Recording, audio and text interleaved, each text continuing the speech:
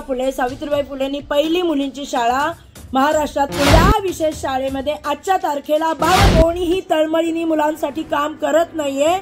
या व्हिडिओद्वारे मी सांगू इच्छिते की सर्व पालक जागे व्हा। नमस्कार, मी पुण्यावरून संगीता तिवारी। पुणे महानगरपालिका शिक्षण मंडळात चालले काय?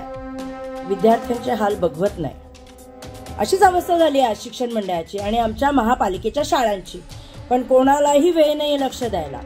रोजच्या कोणत्या ना कोणत्या घटना होत आहेत। आता मिलेनियम शाळेमध्ये जे झालं की मुलांचं लैंगिक शोषण केलंय का शिक्षकांनी। अजून बऱ्याचशा शाळा आहेत ज्याच्यावर आम्ही आंदोलनही केली। मी सर्व पक्षीय नेत्यांना विचारू इच्छिते, पुणे महानगरपालिकेच्या शाळांमध्ये गरीब विद्यार्थी जातात, त्यांना शिक्षणाचा हक्क आहे। डॉक्टर बाबासाहेब आंबेडकरांनी तो राईट दिलेला आहे आणि तो त्यांना मिळालाच पाहिजे। आज मला सांगा, 34 गावं महानगरपालिकेमध्ये समाविष्ट होतात, त्यांच्या 65 ते 66 शाळा आपल्याकडे आल्यात। त्या 65-66 शाळांवर शिक्षक आहेत का?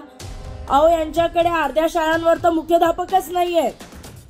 1848 मध्ये मला बोलावंसं वाटतंय की महात्मा ज्योतिबा फुले सावित्रीबाई फुलेंनी पहिली मुलींची शाळा महाराष्ट्रात पुण्यामध्ये काढली। असा आपल्याला इतिहास आहे हो। आणि असा इतिहास असलेल्या या पुण्यामध्ये आपल्या महापालिकेच्या शाळा बंद करायची वेळ येते। मग बोर्ड लावून टाका ना, पुणे महानगरपालिकेच्या शाळा सध्या बंद आहेत, आमच्याकडे शिक्षक नाही, आमच्याकडे रखवालदार नाहीत, आमच्याकडे शिपाई नाहीत। का नाहीयेत? काय कारण आहे? महापालिका आयुक्त, मी तुम्हाला विचारू इच्छिते की हे चाललंय काय? मुलांच्या भविष्याशी खेळ करताय कोण? मी स्वतः शिक्षण मंडळाचे अध्यक्ष असताना 1909 मध्ये, माझ्या मते 1909 का 10 मध्ये आम्ही एक विशेष शाळा काढली होती शिवाजीनगरमध्ये। त्या विशेष शाळेमध्ये आजच्या तारखेला 52 विद्यार्थी आहेत। प्रत्येक म्हणजे याचा अपंग याच्या कायद्यानुसार तिथे प्रत्येक 8 विद्यार्थ्याच्या मागे एक शिक्षिका पाहिजे।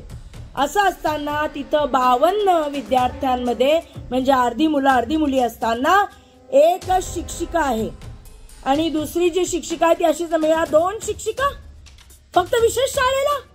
लाज कशी वाटत नाही? अहो, आम्ही टॅक्सचा पैसा भरतो, सामान्य जनता, त्या टॅक्स मधनं हे सगळं चालतं। असं असताना तुम्ही का नाही? तुम्ही म्हणता पवित्र पोर्टलवरनं आम्ही भरती केलीये। कुठं केलीये भरती? का दिसत नाहीयेत शिक्षक? का दिसत नाहीयेत मुख्याध्यापक? मला सांगा, या धारीतला शुक्राचार्य कोण आहे? कोण होऊ देत नाहीये? आणि सर्व पक्षीय नेते का गप्प आहेत?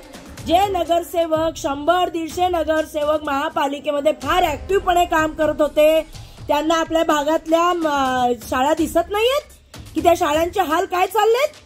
कोण जागा करणार आहे महापालिकेला? शिक्षण मंडळाकडे कुणाचं लक्ष नाही की जिथनं एक सुशिक्षित पिढी घडते, जिथनं आपली मुलं आज आपण पार अगदी इंटरनेट आणि याच्यावर जातोय। आपण आपल्या याच्या प्राथमिक शाळेचं नियोजन काय आहे? शिक्षिका का नाहीयेत? मुख्याध्यापक का नाहीयेत? सुरक्षेसाठी रखवालदार, शिपाई, कॅमेरे का नाहीयेत? खासगी शाळा असो किंवा पुणे महापालिकेच्या शाळा असो, त्या शाळांवर अजिबात लक्ष नाहीयेत। जे अधिकारी आहेत ते फक्त येतायत, डबे खातायत, घरी जातायत असंच मला वाटतंय। कारण का कोणीही तळमळीने मुलांसाठी काम करत नाहीये। या व्हिडिओद्वारे मी सांगू इच्छिते की सर्व पालक जागे व्हा। सर्व पालक जागे व्हा आणि त्या शिक्षण मंडळ आयुक्तांना जागे करा। त्यांना जागे करणं गरजेचं आहे, नाही तर आपली येणारी पिढी पुढे जाऊ शकणार नाही, त्यांना शिक्षण मिळणार नाही आणि त्याचा दोष तुम्हाला आणि आम्हाला लागेल।